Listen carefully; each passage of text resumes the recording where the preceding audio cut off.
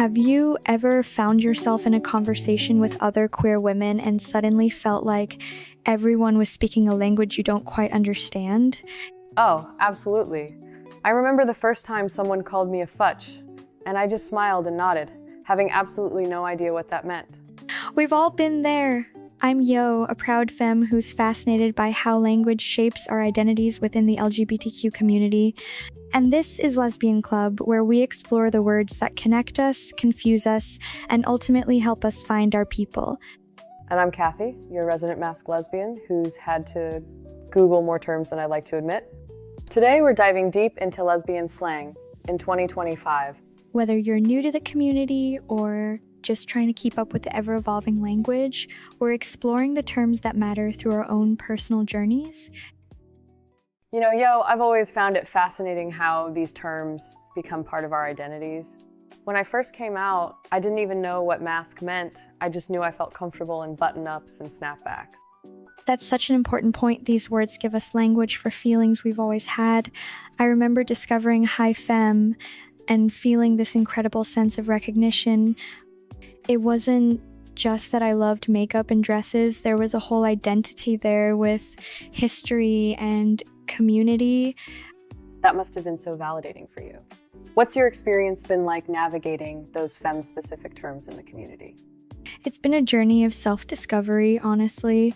There was this moment at a Pride event last year when someone referred to me as a thirst trap femme, and I laughed it off, but later realized that term actually captured something about how I express myself online. I love how you embrace that. These terms can be so empowering when they fit. For me, I struggled when people started calling me a stud because I didn't fully understand the cultural context and history behind that term. That's such an important distinction, Kathy. Some of these words carry deep cultural significance, especially terms like stud that have roots in specific communities. I've learned it's okay to say, I'm not sure if that term fits me, and keep exploring. Absolutely. And that exploration has led me to find terms that do resonate, like Himbo Butch. The first time my friend called me that, I was like, wait, what? But when she explained it meant someone who's masked, kind-hearted, and maybe a little goofy, I thought, oh, that's exactly me. That term suits you perfectly. I've had similar moments of clarity. There was this period where I was dating both femme and mask women, and someone called me a switch witch. I had no idea what it meant, but it captured this fluid energy I was embracing. Those moments of recognition are so powerful. What's been the hardest term for you to understand? Definitely Bambi Lesbian. When I first heard it, I pictured someone who loves Disney movies, laughs, but it's actually about people who prefer romantic intimacy over sexual intimacy. That taught me how these terms can describe not just how we look, but how we experience relationships. That's such a nuanced point, Yo. I've struggled with U-Haul lesbian myself. At first I took offense, like people were mocking commitment. But over time I've come to see it as this inside joke about the intensity of connection in our community. I've certainly been guilty of the U-Haul stereotype. 2 dates in, and I'm already thinking about what our apartment might look like. But jokes aside, these terms help us navigate dating too. Like when profiles say mask for mask or femme for femme. Exactly. And while those preferences are valid, I've learned not to limit myself based on labels. Some of my deepest connections have been with people who don't fit my usual type.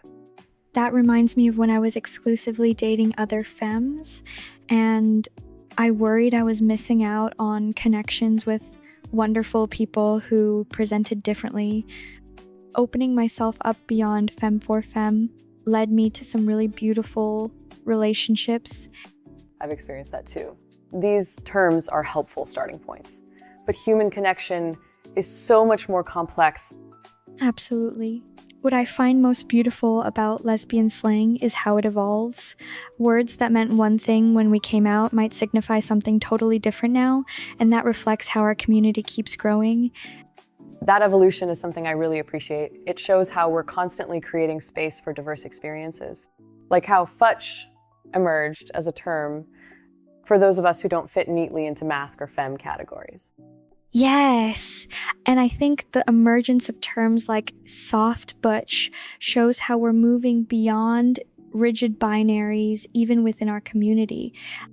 The language becomes more nuanced as our understanding of gender expression deepens. You've hit on something really profound there, yo. In many ways, these terms aren't just fun slang, they're tools for self-discovery. Each new word I've learned has helped me understand myself better. That's been my experience too. Sometimes finding the right term feels like finally being seen clearly. It's like, oh, there's a word for this thing I've always felt but couldn't name. And that's why I think it's so important we keep having these conversations, especially for younger people just coming into the community who might feel overwhelmed by all these terms.